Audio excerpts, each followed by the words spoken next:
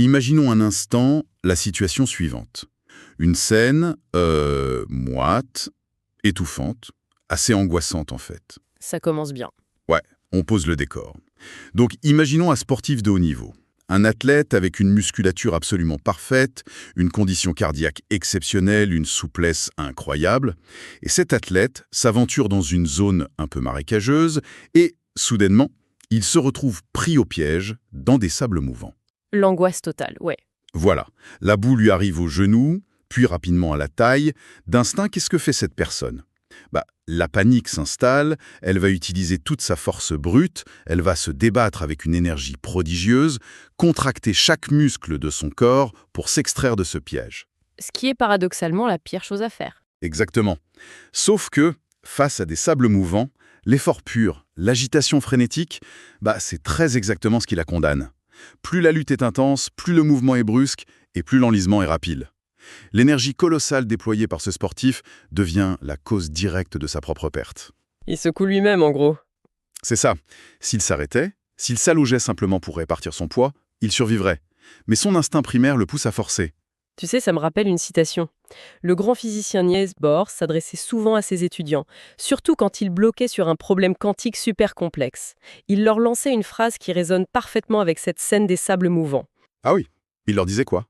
Il leur disait « Vous ne réfléchissez pas, vous vous contentez d'être logique ». Oh waouh, c'est puissant ça. Oui, c'est une distinction fondamentale en fait. Nous confondons très très souvent l'application d'une force linéaire, mécanique, prévisible, donc la logique de base, avec le véritable déploiement de notre intelligence. Le sportif dans la boue, il est totalement logique. Il est coincé, donc il tire fort pour sortir. Mais il ne réfléchit pas à la nature du terrain. Exactement. C'est une image tellement viscérale et en fait, c'est le point de départ idéal pour notre exploration d'aujourd'hui. On va plonger dans les concepts fascinants d'un livre qui s'appelle « Une tête bien faite » de Tony Buzan. Parce que, selon cet ouvrage, le scénario tragique de notre sportif enlisé, c'est la métaphore parfaite de la façon dont la plupart d'entre nous utilisons notre cerveau. Ouais, face à n'importe quel défi intellectuel complexe. Voilà, que ce soit un dossier massif à analyser au boulot, une nouvelle langue à apprendre, ou même un problème de la vie courante. On s'agite, on force et on s'épuise. Et le postulat central de l'ouvrage, c'est de dire que nous possédons tous un outil prodigieux. L'auteur appelle ça le super bioordinateur le plus puissant de l'univers connu. Notre cerveau a des capacités perceptives, mémorielles et créatives qui, franchement, défient l'imagination. Sauf que, le drame absolu, c'est que ce matériel de pointe nous est livré à la naissance sans aucun manuel d'utilisation. Personne ne nous explique jamais comment fonctionne la machine. zéro mode d'emploi. Aucun. Alors on fait comme le sportif, on confond bêtement l'effort brut avec la stratégie. Et inévitablement, quand on cherche un peu le responsable de cette absence de manuel, les regards se tournent vers le système qui était justement censé nous apprendre à utiliser ce cerveau. L'éducation traditionnelle. L'école, quoi. C'est là que le bas blesse, oui. L'école nous inonde de contenu. Elle nous apprend admirablement quoi penser. On accumule des dates de bataille, des théorèmes, des listes de vocabulaire interminables, mais on peut traverser 20 ans de scolarité sans que personne ne nous apprenne jamais comment penser. Et les statistiques présentées dans nos sources à ce sujet sont, franchement, elles sont assez glaçantes, particulièrement concernant la créativité. Vas-y, donne-nous les chiffres. L'ouvrage cite des évaluations qui mesurent le potentiel créatif global. Chez les enfants en maternelle, ce potentiel il est mesuré à environ 95%. 95. Ouais, c'est un foisonnement presque total, une capacité innée à relier des idées sans aucune restriction. Mais ce chiffre chute d'année en année tout au long du cursus scolaire classique. Et ça tombe à combien à la fin ? Arrivé au stade des étudiants d'université, ce potentiel de créativité n'est plus évalué qu'à 25%. Attends, passer de 95 à 25% de potentiel créatif. Mais c'est une dégringolade. Décortiquons tout ça, parce que c'est comme si la société nous livrait une voiture de course surpuissante au berceau, un bolide capable de rouler à 300 à l'heure, mais passer les 2 décennies suivantes à installer des limiteurs de vitesse partout sur le moteur. C'est la métaphore parfaite. On bride le moteur. Et mon premier instinct d'adulte, face à une baisse de performance intellectuelle où on oublie, c'est de me dire que je dois juste faire plus d'efforts. Acheter plus de fiches de révision, boire des litres de café, relire le même paragraphe 10 fois de suite, jusqu'à ce que ça rentre, quoi. ce qui prouve que tu te débats dans les sables mouvants. C'est ça, je m'enfonce. En fait, c'est le réflexe naturel conditionné par notre système. Plutôt que de remettre en question la méthode elle-même, on culpabilise l'utilisateur. On attribue nos échecs ou nos trous de mémoire au fait de vieillir ou au fait de ne soi-disant pas être assez intelligent. Alors que c'est faux. Totalement faux. Le déclin de 95 à 25%, ça n'a rien d'un vieillissement naturel. C'est le résultat d'un formatage qui va littéralement à l'encontre de notre biologie. T'as un exemple concret de ce formatage? Prenons simplement la lecture. C'est quand même le canal principal d'acquisition du savoir. À l'école, on nous enseigne souvent la méthode phonétique, où l'on déchiffre lettre par lettre ou syllabe par syllabe. On nous apprend à lire de manière parfaitement linéaire, de la gauche vers la droite, comme un curseur sur un écran d'ordinateur. Oui, on suit la ligne avec le doigt au début. Sauf que la mécanique de nos yeux, elle ne fonctionne pas du tout comme ça. Comment ça fonctionne réellement alors? Parce qu'on a tous l'impression que notre regard glisse de manière super fluide sur la ligne de texte quand on lit un roman, par exemple. C'est une illusion d'optique générée par le cerveau. En réalité, l'œil humain ne glisse jamais. Il procède par ce qu'on appelle des saccades. Il fait des bonds. Il s'arrête un quart de seconde pour prendre une sorte de photographie d'un groupe de mots, puis il bondit. Ah ouais? Oui. Et notre vision périphérique est d'ailleurs tellement large qu'elle capte les mots bien avant et bien après le point de fixation central. Le cerveau, il est conçu pour traiter des blocs de sens entiers, des concepts globaux, à une vitesse fulgurante. Donc quand le système éducatif nous force à lire lentement, mot après mot, pour être soi-disant concentré, Il sous-alimente le cerveau. Un cerveau qui lit trop lentement, il s'ennuie. Et un cerveau qui s'ennuie, qu'est-ce qu'il fait? il se met à vagabonder. Il pense à la liste de courses, au repas du soir, à la machine à lancer. Exactement. La perte de concentration ne vient presque jamais d'une difficulté du texte. Elle vient d'une vitesse de traitement beaucoup trop lente, imposée à une machine beaucoup trop puissante. C'est fou de se dire qu'en essayant d'être appliqué et scolaire, on sabote en fait notre propre assimilation. C'est tragique, ouais. Du coup, si le système a installé tous ces limiteurs de vitesse, la lecture lente, la logique linéaire stricte, la peur de l'erreur, comment on fait pour désinstaller ce mauvais logiciel? Comment on libère cette machine pour qu'elle retrouve ses 95% de potentiel? Alors, la première étape demande un changement vraiment radical d'état d'esprit concernant le rôle même de notre cerveau. On a tendance à le traiter comme une simple base de données, destinée à stocker de l'information ou à résoudre des problèmes fermés. L'auteur propose de le considérer avant tout comme une machine conçue pour trouver des solutions. D'accord, mais concrètement, Pour réactiver ça, il faut forcer le cerveau à sortir de ce que la psychologie appelle la fixité fonctionnelle. la fixité fonctionnelle, c'est-à-dire? Le livre illustre ça par un exercice génial, l'exercice de l'élastique. Si on rassemble un groupe de personnes et qu'on leur demande de lister absolument toutes les utilisations possibles d'un simple élastique de bureau, la liste plafonne très très vite. Bah oui, attacher des documents, fermer un paquet de gâteaux, s'en servir comme lance-pierre. Voilà. Le cerveau reste complètement bloqué sur la fonction inhérente de l'objet. Il cherche sur son autoroute neuronale habituelle, il prend la première sortie, quoi. C'est ça. Mais là où l'exercice bascule, c'est quand on demande ensuite d'imaginer les non-utilisations de ce même élastique. Les non-utilisations. Oui, lister de manière exhaustive tout ce qu'il est physiquement ou conceptuellement impossible de faire avec. Et là, soudainement, l'univers s'ouvre. On ne peut pas s'en servir pour peindre la chapelle Sixtine, on ne peut pas le boire, on ne peut pas s'en servir pour voyager dans le temps. L'horizon devient instantanément infini. C'est là que ça devient vraiment intéressant. Je vois bien l'idée de l'horizon infini, mais pour être tout à fait honnête avec toi, ça me laisse quand même un peu perplexe sur l'application pratique. Pourquoi? Imaginez des absurdités sur un élastique, lister des centaines de choses inutiles qu'on ne peut pas faire, c'est pas la définition même d'une gigantesque perte de temps. Surtout pour les professionnels ou les étudiants qui nous écoutent, qui ont des délais super stricts, des dossiers complexes à rendre. En quoi penser à l'impossible va m'aider à résoudre un problème concret demain matin? Je comprends tout à fait, et cette frustration face à l'exercice, elle est normale, elle vient directement de notre conditionnement à l'efficacité immédiate dont on parlait. Mais il faut comprendre la mécanique neuronale en jeu. Cet exercice n'est pas fait pour trouver une utilité magique à l'élastique.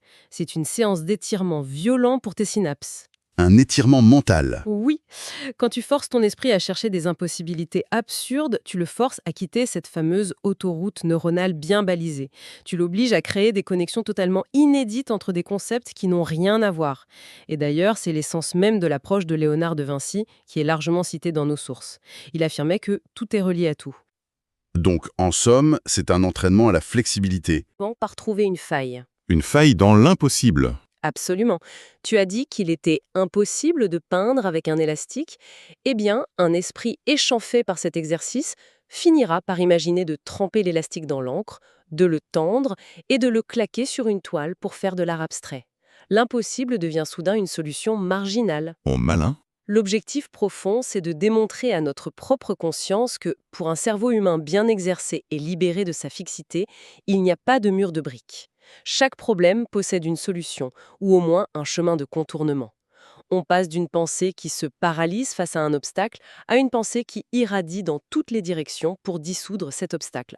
Cette image de la pensée qui irradie, qui se ramifie, au lieu d'avancer bêtement en ligne droite, ça remet totalement en question la façon dont on aborde l'information brute. Ce qui m'amène d'ailleurs à une histoire racontée dans le livre. Une anecdote presque tragique, mais tellement révélatrice sur la façon dont on étudie. Ah, l'étudiant de Cambridge, je suppose, hein? Oui, l'histoire de cette étudiante de l'université de Cambridge.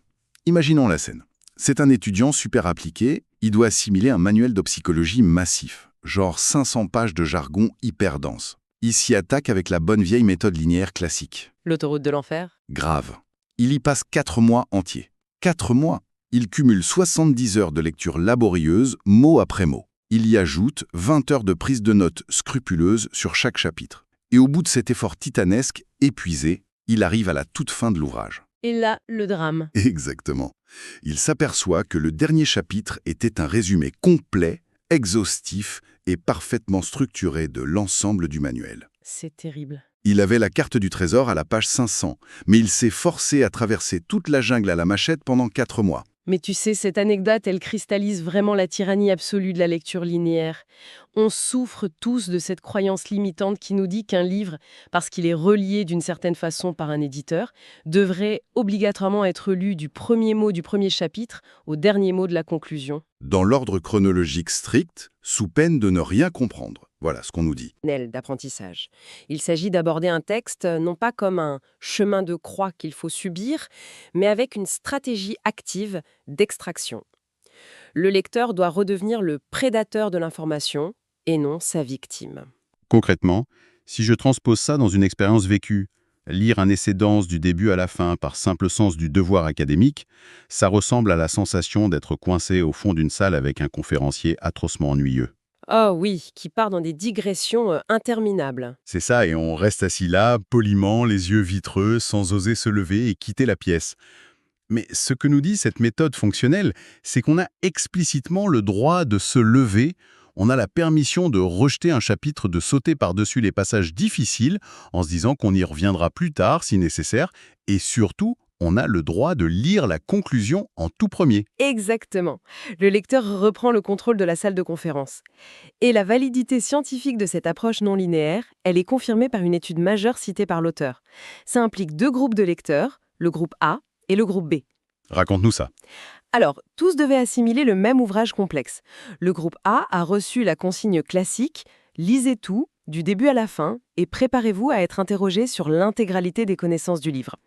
Ça, c'est l'approche globale, le chalutier qui ramasse tout. Ok. Et le groupe B? Le groupe B, lui, a reçu une consigne très différente. Avant même d'ouvrir le livre, il devait définir 2 ou 3 thèmes précis, des questions spécifiques auxquelles il voulait que le livre réponde. Leur préparation ne devait cibler que ces thèmes-là. Par contre, l'examen final portait bien sur l'ensemble de l'ouvrage pour les 2 groupes. Intuitivement, on parierait tout sur le groupe A, non? Le chalutier ratisse large, ils ont essayé de tout mémoriser, donc ils devraient avoir un score global supérieur, même s'ils ont loupé quelques détails au passage. Alors que le groupe B devrait être incollable sur ces 3 thèmes, mais complètement perdu sur le reste. Eh bien, les résultats prouvent très exactement le contraire. Non seulement le groupe B a excellé sur ces thèmes spécifiques, bon, ça c'était prévisible, mais il a systématiquement obtenu de meilleurs résultats sur la compréhension globale de l'ouvrage que le groupe A. Ah ouais, incroyable, comment c'est possible? La mécanique neurologique derrière ce phénomène, elle est liée à la création de pôles ou d'encre mentale. Quand le cerveau du groupe B parcourait le texte avec des questions préétablies en tête, il activait son système d'alerte. Ces questions agissaient comme des aimants surpuissants. Je vois. Dès qu'une information périphérique croisait la route de ces encres, boum, elle s'y accrochait naturellement, créant un véritable réseau de sens. À l'inverse, le groupe A naviguait dans un brouillard d'informations toutes égales en importance. sans hiérarchie préalable, sans encre posée. Leur cerveau a été submergé et a fini par tout rejeter en bloc. C'est brillant. Donc, formuler ses propres questions avant de lire le résumé en premier pour comprendre l'architecture du livre, c'est littéralement planter les piliers et les fondations de la maison avant d'essayer d'y ranger les meubles. Ça tombe sous le sens. C'était exactement ça. Mais alors, une fois qu'on a appliqué cette méthode d'extraction, qu'on a posé nos encres et nos idées maîtresses, un nouveau piège se présente. Si je me contente de noter ces informations brillantes sur une feuille blanche, en faisant une jolie liste à puce avec des tirets, ligne après ligne, je réinstalle mon limiteur de vitesse? Non. Je retourne direct dans la pensée linéaire, qui endort le cerveau. Le constat est limpide. Prendre des notes linéaires pour un cerveau arborescent, c'est utiliser un langage qu'il ne comprend qu'à moitié. C'est précisément ici qu'intervient l'outil suprême mis en avant dans le livre, le mind mapping. La fameuse carte heuristique. Voilà, le couteau suisse du cerveau. Imagine un peu le fonctionnement d'un neurone sous un microscope. Tu as un noyau central et des dendrites qui s'étendent et se ramifient dans toutes les directions. Eh bien, la carte mentale calque très exactement cette architecture biologique. Donc, fini mes listes à puces? Fini. Au centre d'une page blanche de préférence, prise au format paysage d'ailleurs, on place le concept central, souvent sous forme d'une petite image. Et à partir de là, on fait irradier des branches vers les concepts secondaires. Mais pourquoi la forme physique de la note, le fait de dessiner des branches, change-t-elle la mémorisation?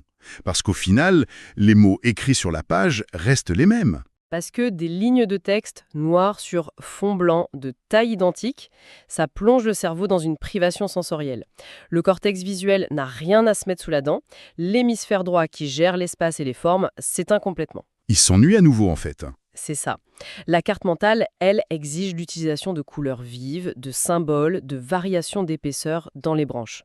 L'utilisation de la couleur n'est pas juste décorative, elle est super fonctionnelle, elle crée des marqueurs émotionnels. Des marqueurs émotionnels, d'accord. Le cerveau se souvient infiniment mieux d'un concept souligné d'un trait rouge épais, en forme d'éclair par exemple, parce que ça crée un événement visuel inattendu. La monotonie est l'ennemi absolu de la mémoire. Donc le mind mapping transforme la prise de notes en une cartographie visuelle hyper stimulante qui engage simultanément l'hémisphère gauche logique et l'hémisphère droit créatif. Ok, donc pour résumer jusqu'ici, on arrête la lecture linéaire mot à mot, on utilise des encres pour extraire le sens et on déploie l'information sous forme de ramifications colorées pour parler le vrai langage de notre cerveau. Tout à fait. Logiciels mentaux, de cortex visuel, de cartographie complexe. Et pourtant, le grand secret pour maîtriser ce fameux super-ordinateur biologique, ce n'est pas uniquement de s'enfermer dans son bureau pour dessiner des orbes colorés. C'est aussi, littéralement, de mettre une paire de baskets, d'aller faire un footing et d'inviter les amis à dîner. Ouais. Cela soulève une question hyper importante sur notre mode de vie. L'adage « un esprit sain dans un corps sain » prend ici tout son poids scientifique.